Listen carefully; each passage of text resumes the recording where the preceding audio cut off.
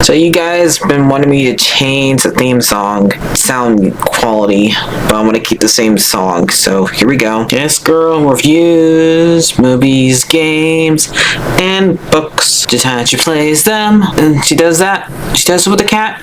Does that make her crazy? Does that make her crazy? Probably. Hopefully that fixed the audio. Crazy Cat does not own any of these pictures or books or pictures. I use them under fair use for educational purposes, so the people who watch them learn a little bit something when they do it. Hopefully that fixed the audio. I only did all those years ago. No, I don't want to do this. I'm scared of this thing. Be worth it. Okay, guys, so I finished One Piece Thriller Bark season, which on Netflix it's season 15. This is the season where we get Brook, and Brook is the skeleton who was out to sea for 50 years, mostly by himself because all of his crew died. He took this route to allow him to have a second life, and he also lost his shadow to Moria, but he wants to go back to be with Luca the whale, who has been away for 50 years now. I did look up to see how long can whales live. Some of them can live to be 100 years, 200 years old. I looked it up. So it's not out of. I know this is supposed to be like anime fiction, but I want to see if there's like any truth to a whale living that long. Because most animals don't live that long, but I guess whales do. So I did like this season.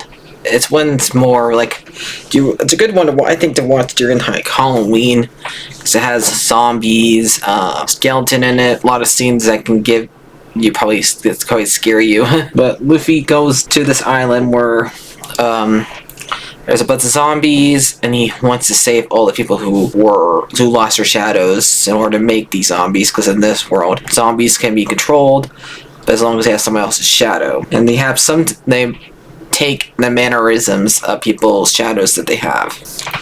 So, and the ones that we focus on, because Luffy ends up losing his shadow, so does Sanji, Zoro.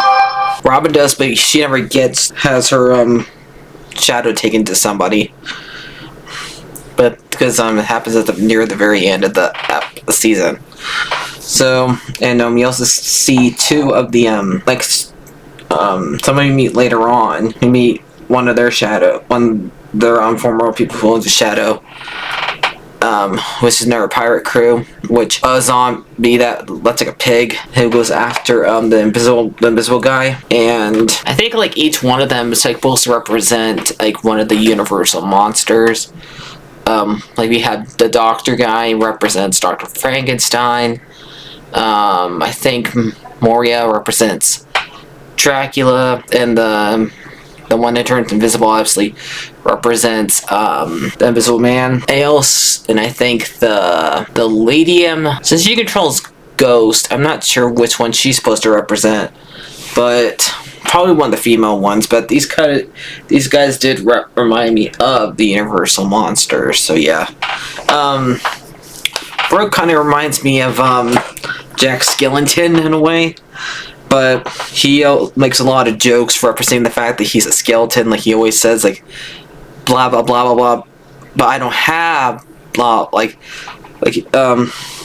he always makes I don't have a heart. I don't have eyes.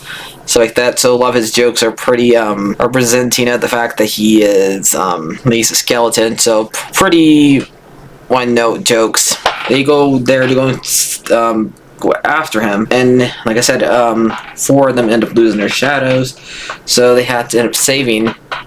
Well, mostly first they try to, like I said, Robin doesn't lose her shadows until the very near the end, so they try to save Luffy's, Sanji's, and Zoro's shadows, and find their bodies too, because they end up so yeah, and each one of them has their own person to battle. Like Sanji battles the invisible guy, Usa battles the girl who can control Ghost, because he has because when the ghost goes for you, you lose like all control of your happy thoughts, and since he's usually a coward most of the time, he has a lot of negativity already. Zoro fights Brooks' owner's shadow because it's a sword fighter. Chopper ends up fighting the Doctor with a little help from Robin. Nami mostly just ends up beating the invisible guy too, because since he tries to marry her, and Luffy ends up fighting both Moria and his shadow owner after he absorbs a lot of other people's shadows in order to beat them. And then Brook ends up beating like this big spider zombie that gets him, then shows what the weaknesses for these zombies are, which is salt, and that's how they end up beating these guys, is by putting salt down a lot of them. And the shadow ends up leaving. But after they beat Moria, Brook tells him that his friend is the whale, but he wants to promise that he wants to make it to the travel the world before it goes back to him. So at first he doesn't want to join Luffy's crew to be the new magician of the crew, but eventually he does come around, like at the very last episode after he's plays the music, and we find out that his crew, except for his captain, all died after in a big fight, and they played a song till they died.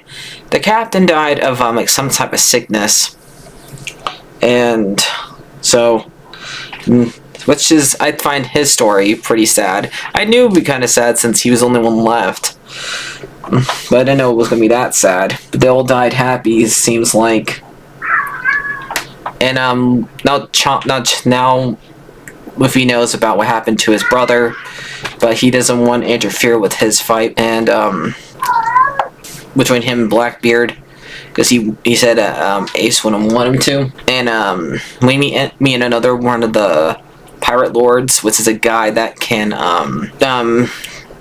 has like a power like a cat or something like that, and can push as hard as a cat, and end up in a blink of eye, stuff like that. But he's like Frankie is another robot, and Zoro ends up sacrificing himself to share the same amount of pain that Luffy has when he fought against Moria, because in order to protect him. And so Zoro was in a lot of pain in the last episode. So I'm probably gonna get this. And now they're gonna go to the new world.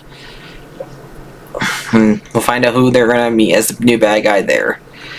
I'm probably gonna give this one a 7 out of 10. So I'll see you guys later.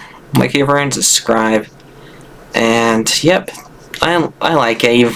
I don't know why anybody not like it, but I liked it. So okay, so this is not yet 10 minutes yet, so I'm gonna add this little bit to the video, and this is for what happened with that's still going with the Harry Potter TV show that comes out sometime next year. So Pablo Estela gets a little friend, I guess, with Jason Icicle. Now, if you don't remember who that guy is, he is the one who originally was the actor who played Lucius Malfoy. So he defended Pablo Esposito, the guy's going to play Snape, and calling everybody, including yours truly, racist, because we think that, because we don't want him, Pablo Esposito, play Snape, which has nothing to do with. I've not really seen him in anything, Pablo. I need to probably watch something with him in it, but I think that maybe he's a good actor, but I just really wish that he would not play a role that's gonna be bullied, hanged by a tree, and the face he's described to be a pale skin. So, as nothing against the guy, but even if they waist drop one of the ones that was meant to be black, like Gene Thomas, for example, they made him white. which we don't know who's going to play him yet, because I haven't cast him yet. I would be mad. And then many other books characters that are black. I think they should have picked someone that's not in the book, that's not described to be white, or not in the, it's going to get picked on, and make one of the main characters look bad. That's what I think about it, the situation. So I think he should really like from his like his agent should like tell him, have you read the books or something like that. It happens. Let's see what happens later on to Snape. But so far it's been at least a week and nothing's happened, so I just want to add this to this video, saying like how wrong he is. We're just worried about the future of the situation, the story when it comes to this character, and how it's going to make other characters look if they keep him, if they have him stay. So that's what mostly we're worried about. And this is supposed to be way more accurate to the books than the movie could be, because they will have more time to adapt things in the book that the movie didn't get to, because they were short on time. So that's how I feel about it. So yep, so back to past me. Hope you guys just want to like enlighten you on that. See you guys later. Like, everyone, subscribe.